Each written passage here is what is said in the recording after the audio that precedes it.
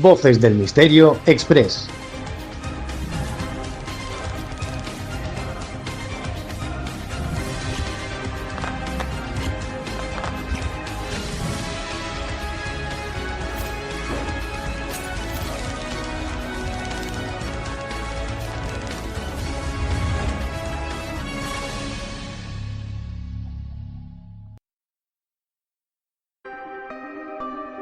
Leyendas, enigmas, fenómenos paranormales, ufología, sociedades secretas, criaturas extrañas y la parte de la historia que nunca te quisieron contar las encuentras aquí, en Voces del Misterio Express.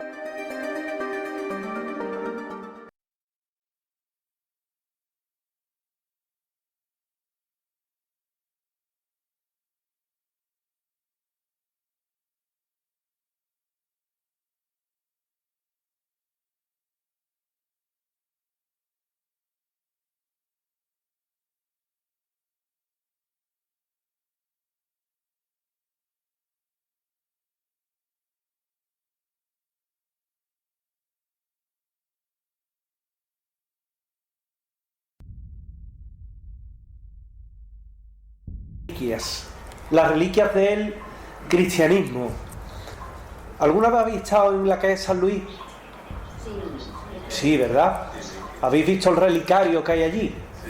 Un super relicario de amplísimas proporciones y que, independientemente de todo ello, es el mayor relicario de Europa, el que tenemos aquí en Sevilla.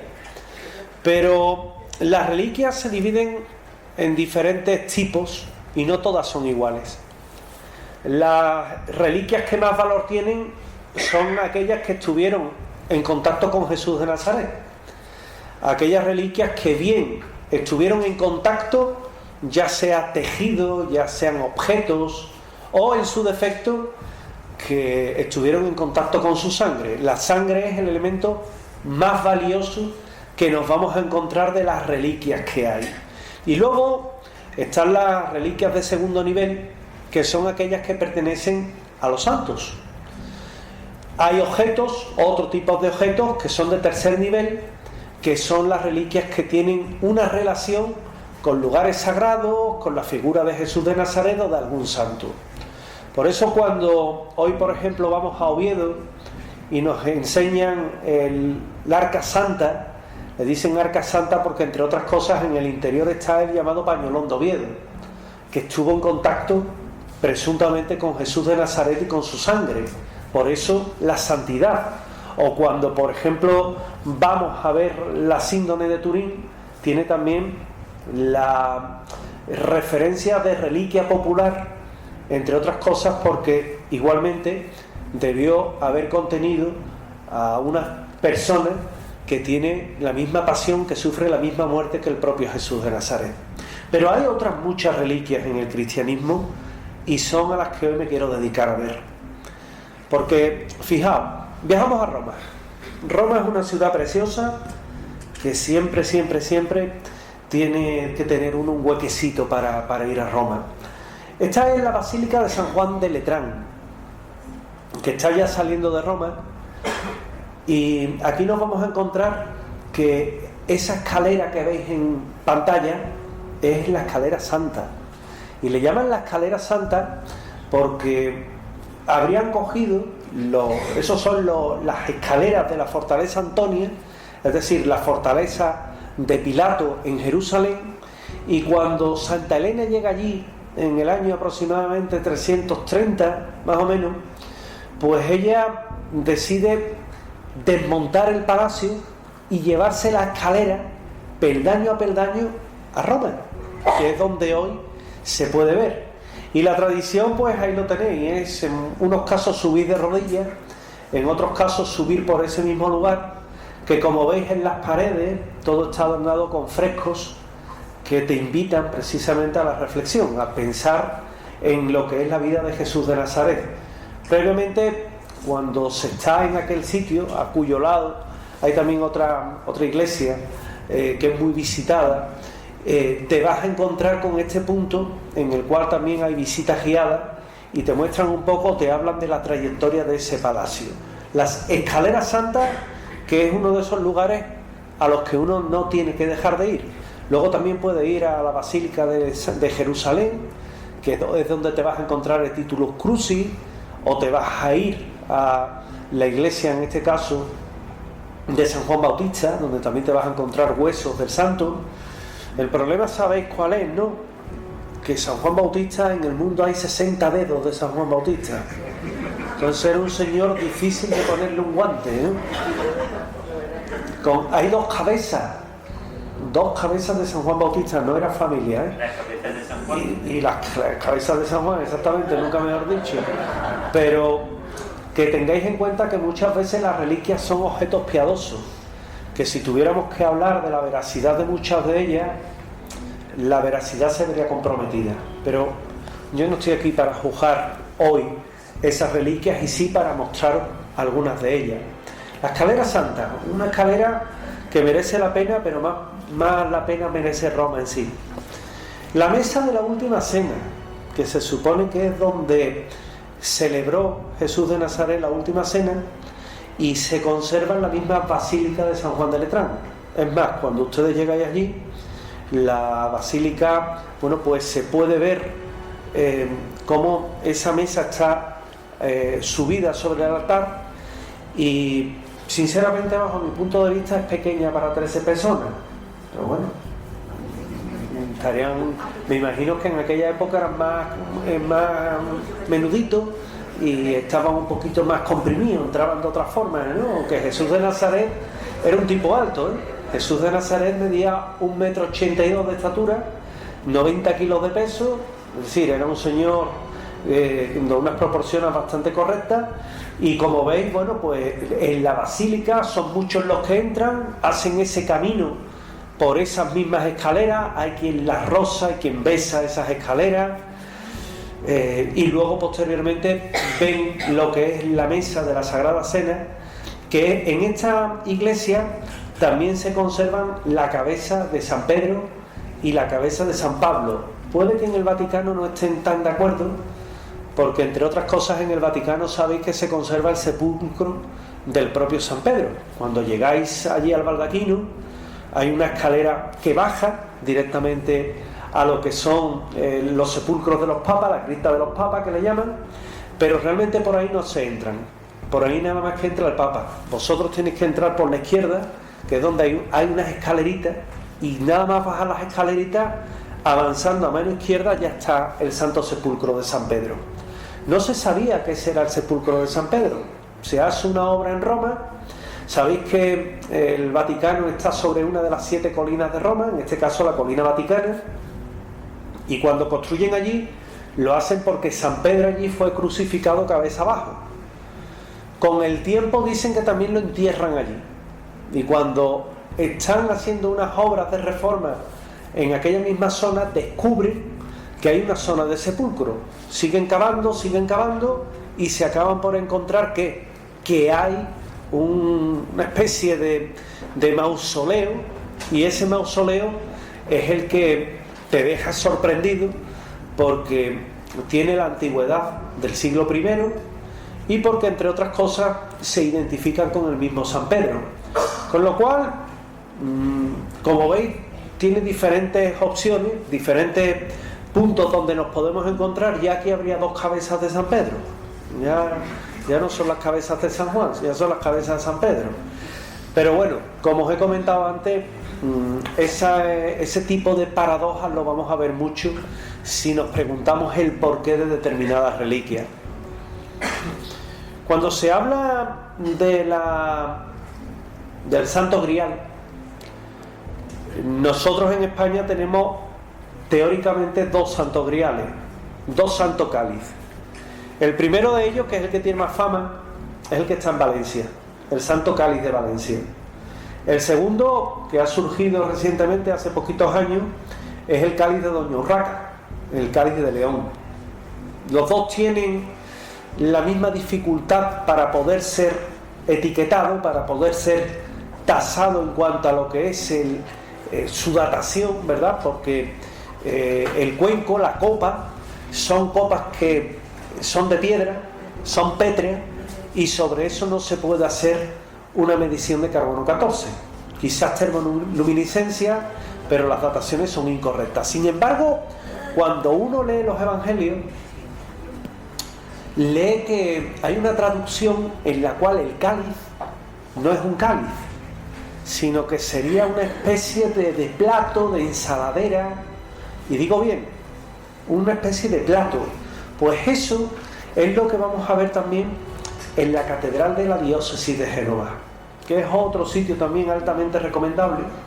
Génova es una ciudad muy bonita, le ocurre como a Nápoles, ¿no? Nápoles es más insegura, pero sí es verdad que ahí se guarda este sacro catino, que es como le llaman, que es una especie de cuenco, de ensaladera grande, una forma, es una especie de plato, que está en el Museo del Tesoro de la Catedral de San Lorenzo, y aunque hay personas que no la quieren etiquetar como el Santo Cáliz, porque no sería un cáliz como tal, sí le dicen que formó parte de lo que fue la Última Cena. Cuando vemos el cáliz de Valencia o vemos el cáliz de Doña Urraca, nunca os quedéis con lo que es el conjunto en sí. El conjunto en sí es engañoso, porque los mismos adornos, el orlado que tiene, es decir, las asas de oro, las piedras repujadas, la propia Doña Urraca dicen que se dio sus joyas para incrustarlas en ese cáliz de Doña Urraca, todo eso es un añadido. Realmente, ¿cómo sería la copa de una casa relativamente humilde de aquellas épocas? Pues sería un cuenco de madera normal y corriente, o sería incluso un coco partido a la mitad, endurecido, y que formaría una especie de vaso. Esos serían los vasos de la época de una familia humilde. Claro, si te vas a la fortaleza de Antonia o a la casa de Pilato o al Sanedrín, ahí te vas a encontrar copas más historiadas, pero poco tiene que ver realmente con lo que sería una reliquia, con lo que sería de lo que nos hablan los evangelios. Hay reliquias que son extrañas. Yo no quiero escuchar hoy hablar de lentejas porque me han sentado como un tiro, pero todo hay que decirlo. Pero en la capilla del Santa Sanctorum te vas a encontrar una especie de lugar que dicen que es el asiento de la Última Cena, y ahí se conserva, en esa llamada capilla del Santa Sanctorum, que realmente es la capilla del Papa, del Vaticano, y en ese mismo lugar lo que te vas a encontrar son las 13 lentejas de la Última Cena. Yo me imagino que sobró y dijeron vamos a guardarla para Navidad, yo qué sé. No me lo explico, ¿no? Os advierto una cosa, también hay por ahí otras reliquias más raras, como la pluma del Espíritu Santo. Entonces son reliquias que son raras, son reliquias que son extrañas, ¿no? Claro, yo no sé, yo os pregunto a vosotros, ¿no?, en voz alta, ¿no? Yo no me veo arrodillándome delante de 13 lentejas. ¿Y si son las lentejas de Judas? Que aquel día tenía la barriga revuelta, que daos cuenta que iba a traicionar maestro, ¿no? Entonces, bueno, que sepáis que también hay 13 lentejas sagradas, que yo hoy que os la quería enseñar. He dado estos días muchas conferencias de reliquias. Hoy toca el turno a las reliquias más raras, que no por ello dejan de ser importantes, porque estas, tal y como las veis, están en la capilla del Papa. Es decir, pueden que sean más importantes que otras muchas reliquias que hay, ¿no? Si están blandas o duras, yo las dejaba en remojo 2 años, por si acaso. Antes hablaba del Santo Cáliz, el Cáliz de Valencia, que es un cáliz que es muy interesante, es de Calcedonia y tiene 17 centímetros de altura, aunque la copa en sí mide unos 9 centímetros, más o menos. Se puede ver en la Catedral de Valencia, si hacéis el viaje y veis la capital del Turia, que es muy bonita, vais a poder ver precisamente en esa capilla que está ese cáliz, que incluso puedes pasar por detrás y verlo desde una distancia relativamente cómoda y relativamente corta. Tiene, si quitamos las asas en forma de serpiente, que tiene y el pedestal con la pedrería, 25 perlas, 2 rubíes y 2 esmeraldas, se queda en una copa de aproximadamente 7 centímetros por 9,5 de diámetro, es decir, es un cuenquito. Y todo lo anterior, esa pedrería, esas asas de oro, son realmente un añadido. El arqueólogo Antonio Beltrán fechó la copa superior de Calcedonia en torno al siglo I. Coincidiría. Otra cosa es que los labios de Jesús de Nazaret tocaran esa copa. Eso ya es muy diferente. Pero sí es lo que nos dice la tradición. Está labrada en un taller oriental, en un taller en este caso posiblemente de Egipto o de Cafarnaúm. Y lo curioso que tiene es que le atribuyen el que pudo haber estado como cuenco independiente en la última cena. En la catedral también, por ejemplo, como un detalle curioso, se veneran las sandalias de Cristo. Están allí, o sea, las podéis ver, es una especie de huella de cuero con unas cintas también del siglo I y se atribuyen al propio Jesús de Nazaret. Yo me imagino que cuando murió el pobre de Jesús de Nazaret y arramplaron con todo lo que llevaba, estas sandalias las llevó puestas, de esta copa bebió, y lo dejaron al pobre sin agua. Luego las monedas son importantes, ¿no? Porque sabéis que Judas, lo de Judas es muy curioso. Yo os voy a contar una cosa que es muy interesante. Judas vendió a Jesús de Nazaret por 30 monedas de plata. 30 monedas de plata que además iba a pagar el Sanedrín y que sacó directamente del tesoro del Sanedrín. Eso no se suele contar. Es decir, ese es el dinero más sagrado que había. ¿Por qué? Porque lo cogieron del templo directamente. Y las 30 monedas se han repartido por diferentes puntos del mundo. Hay 7 en la Catedral de Zacatecas, en México, pero también te vas a encontrar en Brasil, en Perú, en Venezuela, en Colombia, en Alemania, en Francia, en Italia, en Portugal. Una está en mi casa. Y en total, no es broma, ¿verdad?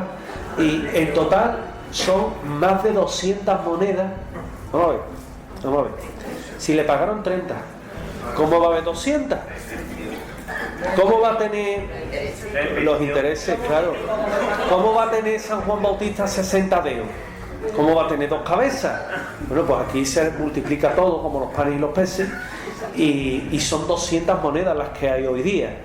Pero si nos paráramos a analizar cada moneda, muchas de ellas iban a quedar descartadas.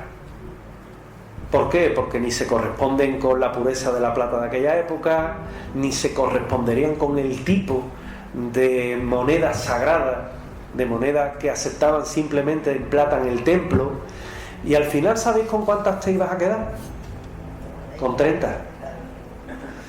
¿Qué posibilidad hay que estas 30 monedas sean realmente las 30 monedas con las que le pagan a Judas Iscariote su traición?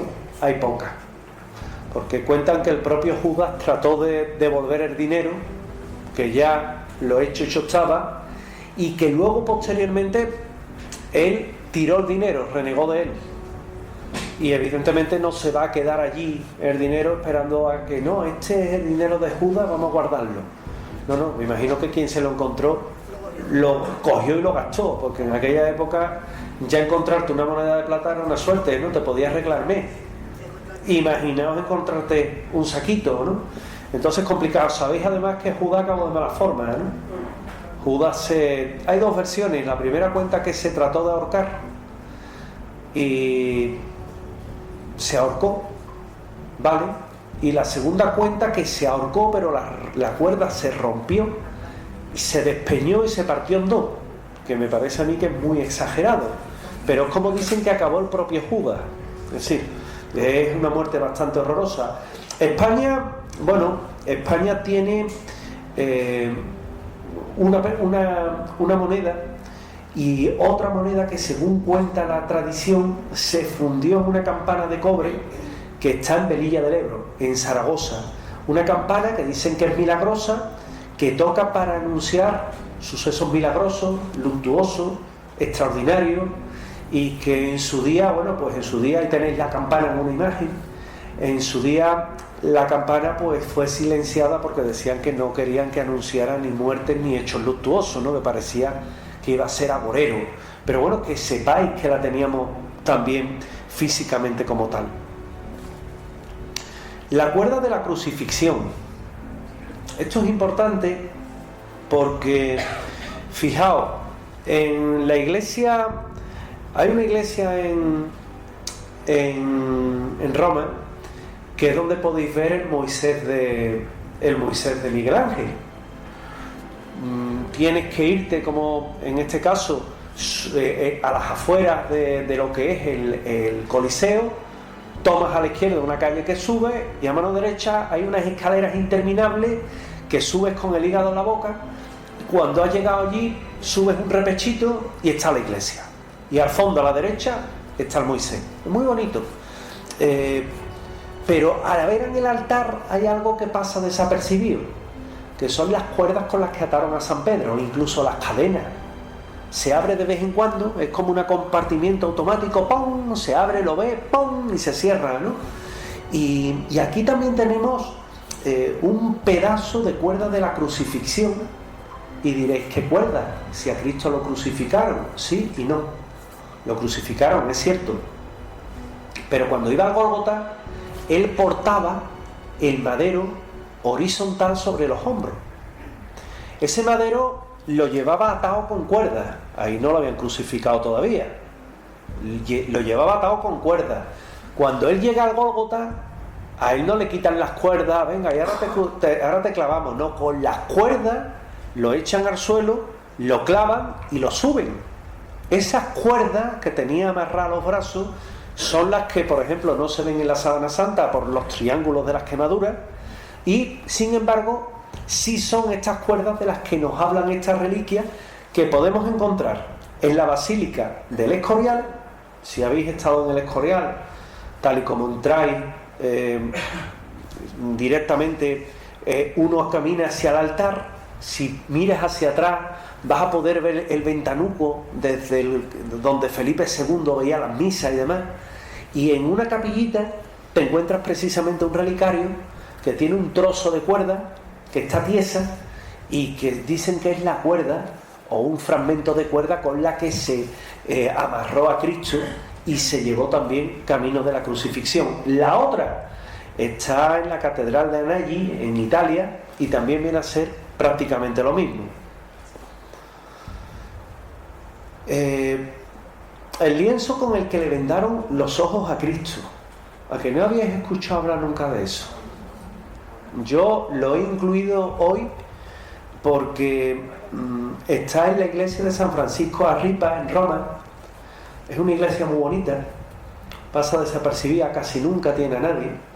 No es como si por ejemplo vais a la iglesia de los jesuitas, ¿verdad?, que os ponen un espejo y podéis ver la cúpula que está detrás y que es fascinante. Por allí veo a una amiga que a todos dice que sí, ya está en Roma, ¿verdad tú? Preciosa la ciudad, que sí. Y es como una Sevilla, pero diferente, ¿no?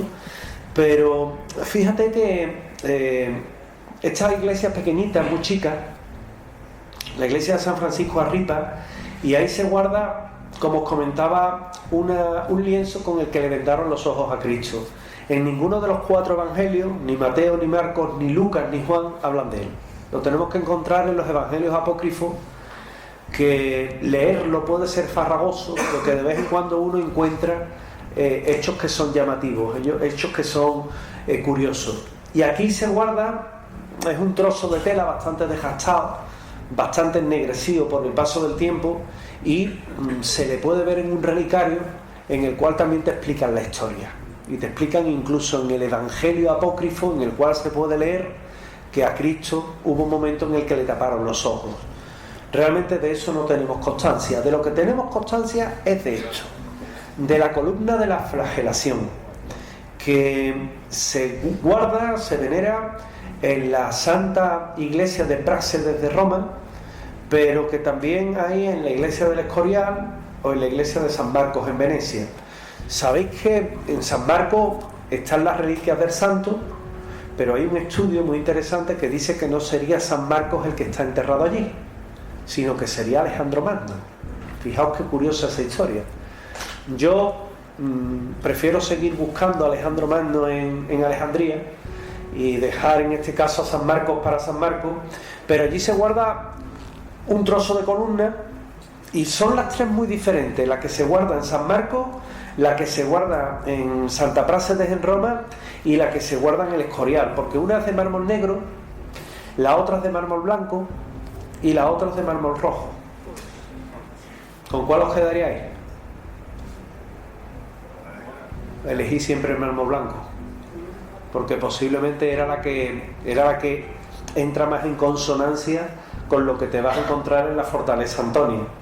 Si tenemos que apostar por la veracidad de alguna de las tres, por ninguna de las tres, porque en buena lid nadie se queda con una columna que servía para justiciar a reos, y que esto no era a Jesús de Nazaret lo crucifican hoy y mañana llega un señor: oiga usted, señor Romano, que me venga a llevar la columna, que la quiero de recuerdo. No, eso no es así. Es decir, luego llegó, en este caso, el general Tito en el año 70 y arrasó con Jerusalén. Por tanto, a día de hoy, decir una de esas columnas lo que tiene es un valor simbólico, más que nada, pero no tiene un valor efectivo en cuanto a poder apostar por la veracidad. Sin embargo, la Iglesia lo dice: muchas reliquias, por no decir todas, no son materia de ciencia, son materia de fe. Como tal, no están llamadas a que lo evaluemos con ojos de científicos, que son con los ojos que yo lo veo, sino con ojos de devoto. Y ahí es donde ya la razón científica se pierde, en tanto en cuanto que tú lo que vas a ver es un objeto que presuntamente ha estado en contacto con Cristo. Y como tal, bueno, pues resulta conmovedor ver cómo las personas llegan allí, se arrodillan, rezan y guardan esa devoción. ¿Habéis estado en México alguna vez? ¿Habéis estado en el Cerro del Tepeyac? El Cerro del Tepeyac es donde está el manto de la Virgen de Guadalupe, el ayate de la Virgen. Hay dos basílicas, la antigua y la moderna. Yo he estado allí grabando un documental y a mí me ponía los pelos de punta, pero de emoción, porque veías a gente que llegaban de rodillas, a lo mejor llegaban de rodillas desde un montón de kilómetros, con las rodillas peladas, literalmente, hasta llegar a lo que es la Virgen, que hoy le tienen como una especie de cinta deslizadora para que te ponga, y este es el tiempo en que pasas en el deslizador. Si te quieres poner otra vez tienes que guardar la cola. Entonces es una forma de aligerar las colas, ¿no? Y se postran ante lo que es el ayate de la Virgen de Guadalupe, que tiene una historia que es fascinante, que ya hablaremos de ella un día. Pero en torno a ella, como os comentaba, lo interesante está en que ya no se habla si es real o no esa imagen, que no tiene pintura, una parte, la otra parte tiene un montón de retoques pintados, pero que tiene una serie de milagros alrededor de ellas que, la verdad, cuando ves al fiel que se postra, entiendes el porqué, ¿no? Y es por eso, porque la ciencia se pierde y la que gana el terreno es la fe. Bueno, cuando uno llega a Israel, a Jerusalén, a mí es una ciudad que me defraudó muchísimo, porque es un parque temático. Me resultó llamativo, casi chocante, que por ejemplo te enseñaran la Vía Dolorosa, ¿no? Estupendo, ¿no? Pero os decía que es un parque temático porque allí se llegaba y el guía, yo además soy un turista incómodo, siempre lo he dicho, te decía: esta es la Vía Dolorosa, aquí se cayó Cristo por tercera vez. Y tú decías: ¿pero aquí se cayó de verdad? Sí, aquí justamente. Aquí, ¿no? Aquí se cayó. Ya. Aquí. Sí, aquí. ¿Estás sordo? Aquí se cayó. Y claro, me veía la cara así como de guasita y decía: ¿este qué le pasa? ¿Este es tonto o qué?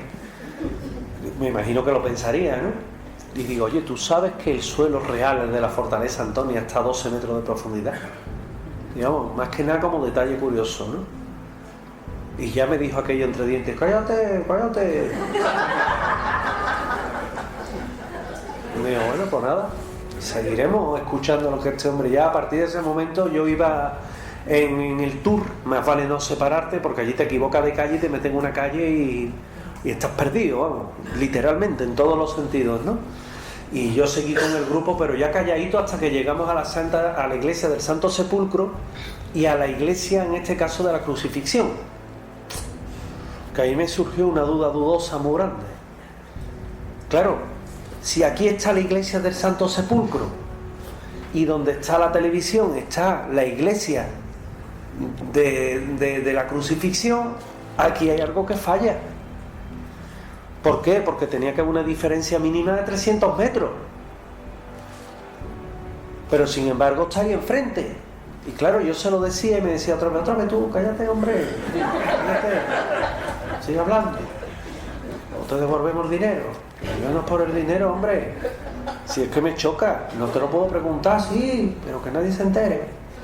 Pero bueno, vamos a hacer. Entonces, cuentan que ahí tenéis al Papa Juan Pablo II, un gran estratega, el Papa Juan Pablo II, que diciendo que habiendo prendido al Señor y llevándolo a la casa de Anás, al pasar por el torrente de Cederrón, la tradición dice que tiraron al Señor al fondo del torrente, dejando impresas las huellas de sus pies, de sus rodillas y de la cabeza sobre la durísima piedra, que hoy aún se muestra a los peregrinos, y que ahí tenéis al Papa Juan Pablo II, el pobre, bueno, pues un poco mirando ese sitio donde decía que lo empujaron y dejó grabado todo ello. Bueno, tiene un carácter, como ya os he dicho, tiene un carácter simbólico realmente, donde estás en el muro de las Lamentaciones, que es el muro del tercer templo, realmente es el muro exterior, que sinceramente yo tengo amigos allí, a mí me lo dicen muchas veces, que resulta paradójico, ¿no?, ver cómo incluso los propios judíos se pegan cabezazos en un muro de un tercer templo, en un muro de contención, que no tiene nada de sagrado, porque ahí lo que era sagrado era el Santo Santorum, no el tercer muro, ¿no? Pero bueno, son cosas curiosas que cuando uno va, se pone el típico gorrito y toca el muro, le da un besito, incluso hay quien mete una especie de papelito con un deseo entre las grietas de ese sitio, ¿no?, que luego los judíos se encargan de quitarlo. Que nadie quiera ver en mis palabras un ataque contra los judíos, por Dios, que últimamente estamos fatal. El Santo Sepulcro, ahí tenéis también al Papa Juan Pablo II besando el Santo Sepulcro, que es un sitio muy, muy, muy sagrado para los católicos. Es una pena que cuando vas allí no hay momento de paz en ese sitio, porque cuando no se están pegando los ortodoxos se están pegando los armenios, cuando no se están pegando los armenios se están pegando los coptos, cuando no los judíos, que son, ahí los guardan entre unos pocos, y entre ellos se tienen que poner de acuerdo, y como no se pongan de acuerdo se cascan, pero que se pegan, que no es broma, que se ve a vivo ojo, ¿no? Y bueno, el Santo Sepulcro es un sitio interesante porque es ese lugar, ese Gólgota, que allí no fue llevado Jesús de Nazaret, ni mucho menos, allí no se le lleva ni se le entierra, allí simplemente se le crucifica. No es el Santo Sepulcro, si acaso fue el lugar de la crucifixión, si acaso, pero el Gólgota no es el sitio del sepulcro.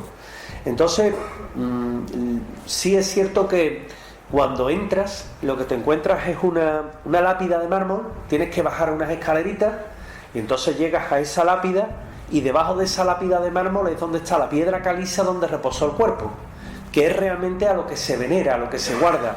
Ahí tenéis a Juan Pablo II besando un poco lo que es la lápida, y bueno, hoy la verdad es que está en un sitio complicado porque es la confluencia de la Jerusalén musulmana con la Jerusalén judía, y que luego el sitio está entre franciscanos, coptos, armenios. Cuando te das cuenta es un lío. Alberga hoy día la sede del patriarca ortodoxo de Jerusalén, que ha sido un papable, y también en la catedral del Patriarcado Latino de Jerusalén. Es interesante, es una iglesia dentro de una iglesia, como yo digo. Bueno, aquí lo que tenéis es otro sitio curioso, otro sitio llamativo, en la que te vas a encontrar precisamente esa corona de espinas. Y esa corona de espinas, que realmente es la que se guarda en Barcelona, pero que tal y como la veis ahí es como la vais a ver en la que es más fiable, que es la de Notre Dame, la que está en París. Ha estado en el Louvre hasta hace poco, pero se ha trasladado ya a Notre Dame, que es donde hoy se la puede ver detrás del altar mayor, en una especie de aro dorado muy, muy lustroso.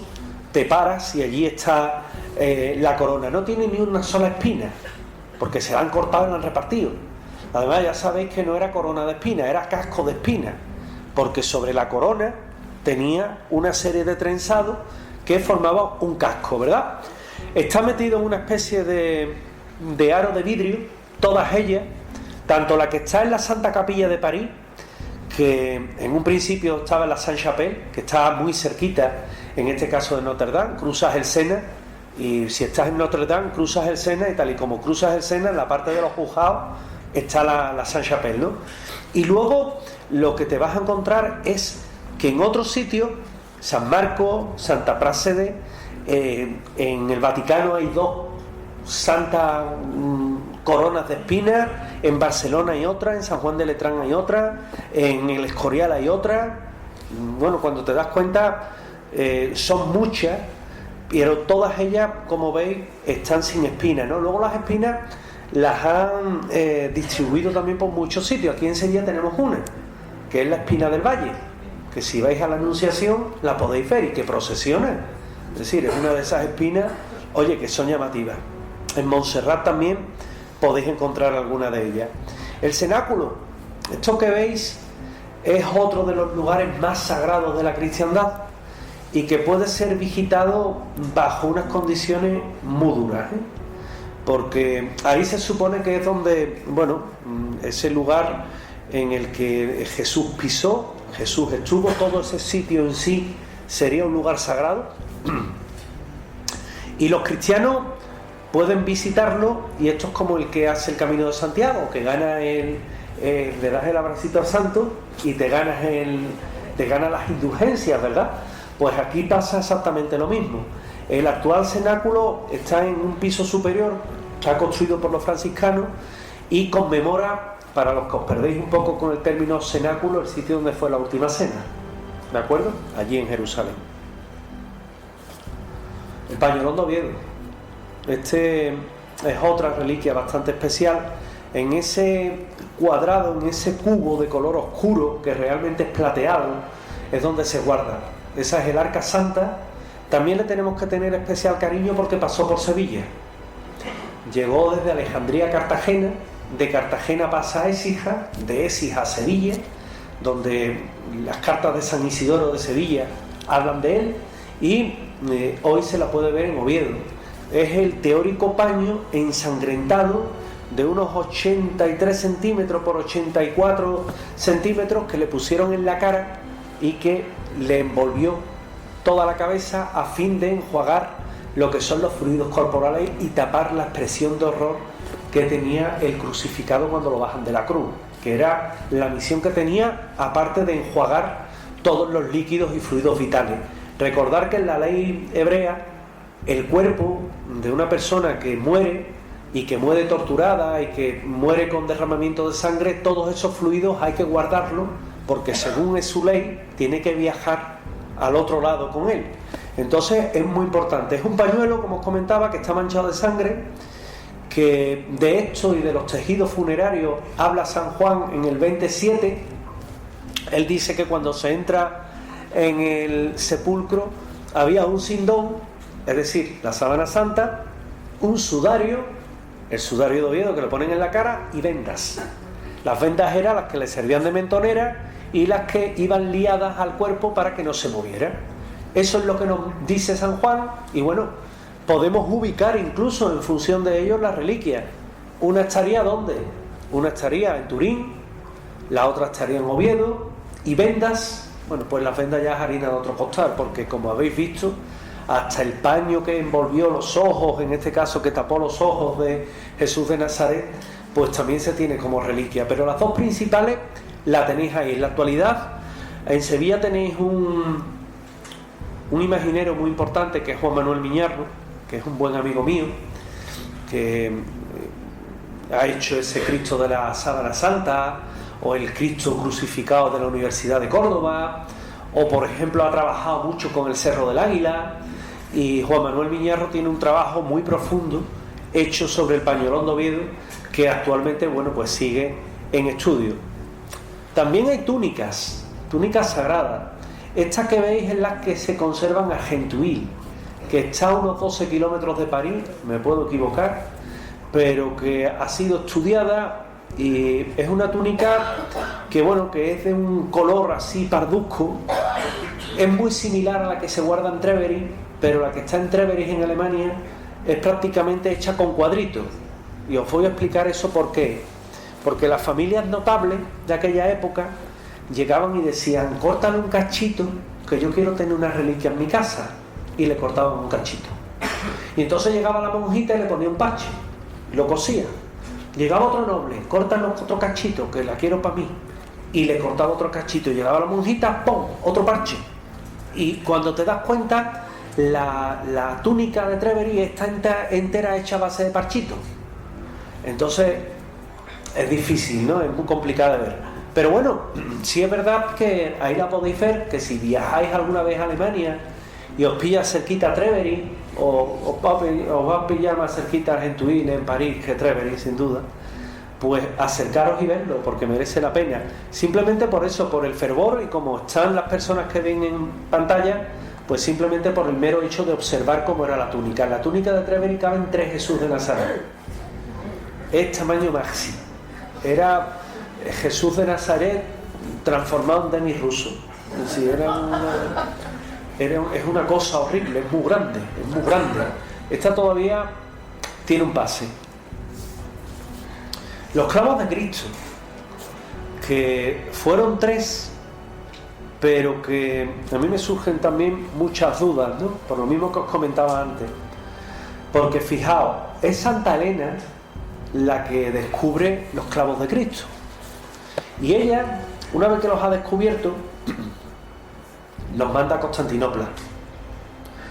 Constantinopla era donde estaba su hijo Constantino el Grande. Un clavo se mantuvo tal cual. Con el otro clavo le hizo un bocado al caballo para que lo protegiera en batalla. Y con el otro clavo se lo insertó en el yelmo. 3 clavos. No fueron 4 clavos, fueron 3 clavos los que crucificaron a Cristo. Bueno, pues actualmente el que es entero se conserva en la iglesia de la Santa Cruz de Jerusalén, que no está en Jerusalén, que está en Roma. Es que se llama así la iglesia de la Santa Cruz de Jerusalén, está en Roma. Luego nos vamos a encontrar otro clavo en la capilla del Palacio Real de Madrid. Luego nos vamos a encontrar otro en la Catedral de Monza. Y luego nos vamos a encontrar otro en la Catedral de Santa Elena en Jerusalén. A mí me han salido 5 clavos. Pero es que hay otro. El que está insertado en la Santa Lanza de Longino del Museo de Habsburgo en Viena. 6. No tenemos que pararnos en buscarle la explicación en este caso a esos clavos. Simplemente, como os comentaba, tiene materia fervorosa, es materia, en este caso, de fe, y como tal deben de ser contemplados, porque si nos ponemos a cuestionarnos eso, nos tenemos que cuestionar todo. Ahí tenéis, a mí igualmente me gusta mucho esta reliquia, yo tengo una copia, está también en la Basílica de la Santa Cruz de Jerusalén en Roma, y es el Titulus Crucis. El Titulus Crucis, que además se puede todavía ver perfiladas las letras que ponen Jesus Nazarenus Rex, Jesús Nazareno Rey, luego aparece en griego y luego en latín. Eran los 3 idiomas: hebreo, griego como idioma culto y latín como el idioma del Imperio Romano. Y allí lo podéis ver.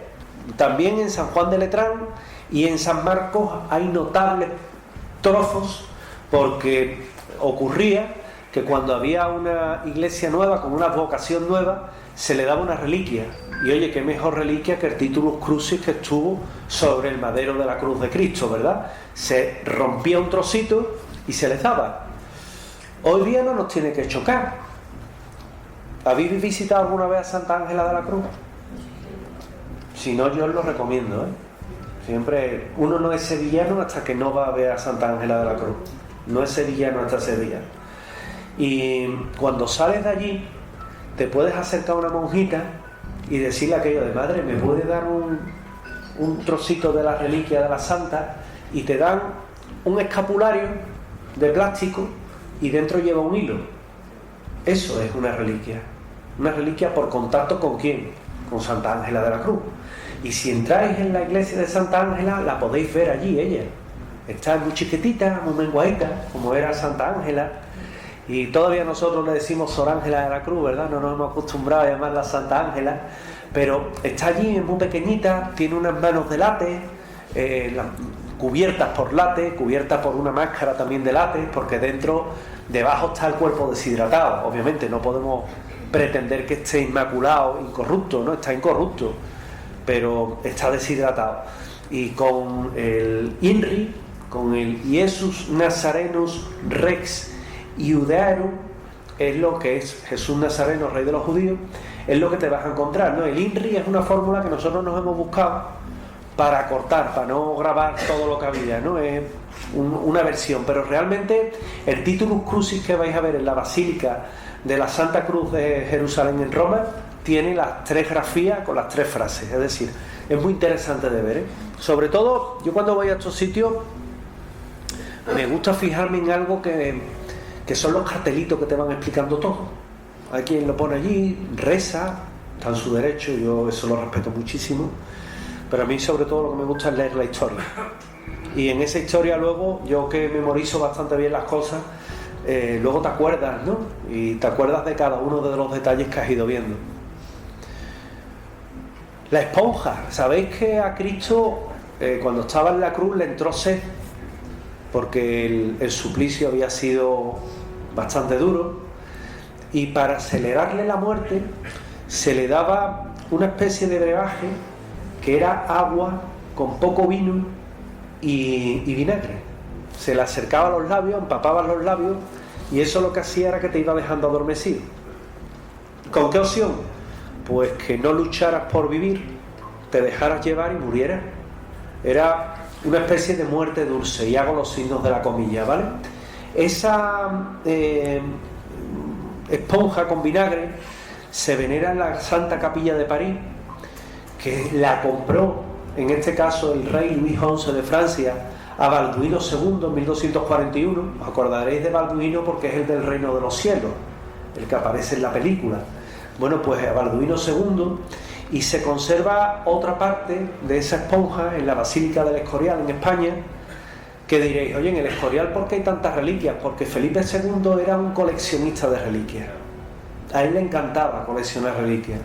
Fijaos, si le gustaba coleccionar reliquias, que se llegó a llevar hasta los planos de la Catedral de Sevilla.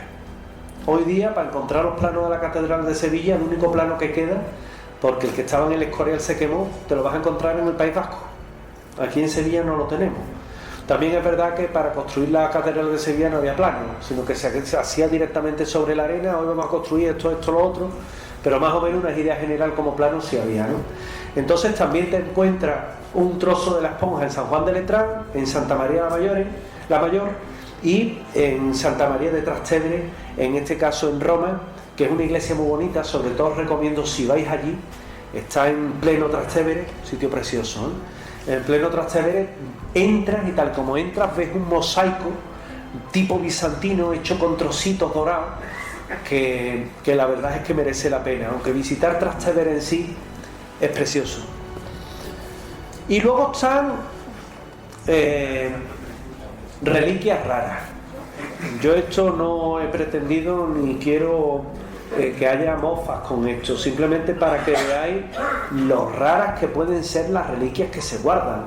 Bueno, a saber, en una ampollita se guarda un estornudo del Espíritu Santo. Esto está en la iglesia de Frontino, que hoy está en el Vaticano, ¿no? No sé si lo trataron al Espíritu Santo con frenador. En la catedral de Maguncia, por ejemplo, se conserva un huevo puesto junto a una paloma del Espíritu Santo. Una pluma, perdón. En la catedral de Oviedo, leche de la propia Virgen María. Lágrimas de la Virgen María en la catedral de Vendôme, en Francia. Cuchillo con el que se circundó a Jesús de Nazaret, que está en el Museo de la Prehistoria Contemporánea de Roma, y que es un auténtico espectáculo verlo, porque entre otras cosas, sin broma, hay muchísimas personas que van a ver simplemente ese objeto como objeto sagrado que se le tiene. Pañales del Niño Jesús en la iglesia de los Servitas de San Marcelo de Roma. Te vas a encontrar en la iglesia de Santa Catalina de Siena, que es la patrona de Italia. Te vas a encontrar también el anillo del casamiento, que no era otra cosa que una parte del cuerpo, ¿no? Es decir, son reliquias raras que vas a ver por ahí que están desperdigadas, ¿no? Y que uno ante esas sí le entra la extrañeza, ¿no? Se debería de cuidar un poquito más ese aspecto, pero son siglos de devoción, incluso milenios de devoción. Muy difícil decir, oye, que no venere ya la pluma del Espíritu Santo. Es muy difícil decir eso. Luego, Lindum Crucis. Los Lindum Crucis podemos encontrar, o Lindum Crucis es un trozo de la Vera Cruz, que ahí lo que te vas a encontrar es en el Vaticano. Sabéis que una de las columnas del Vaticano está hueca, y dentro de esa columna se entra por detrás y está el tesoro de reliquias, y allí hay de todo. Están todas las reliquias que os podéis imaginar, una lanza de Longino, todo absolutamente. Bueno, pues el trozo más grande que os vais a encontrar de Lindum Crucis está en Santo Toribio de Líbana. Ahí vais, que lo tenemos cerquita, está ahí al norte, ¿eh? Que no se diga que vamos a otros lugares de España y no conocemos España, por Dios. Asturias, Cantabria, toda esa zona merece la pena, y ahí te lo vas a encontrar. Aquí también tenemos trozos de Lindum Crucis, en Sevilla como tal. La lanza de Longino, yo tengo 2 copias de la lanza de Longino, a falta de una, 2, y me gusta particularmente porque es una pieza que incluso se la he cedido a Discovery+, a Mega, Televisión Española, porque claro, ellos evidentemente una pieza así no pueden ir al Museo de los Habsburgo y decirle, déjamela que voy a grabar un documental. Entonces yo tengo 2 copias, y es la lanza de Otón I, en el año 1972, se encuentra expuesta en el Museo de Historia del Arte de Viena, el Museo de los Habsburgo, para que todos nos entendamos.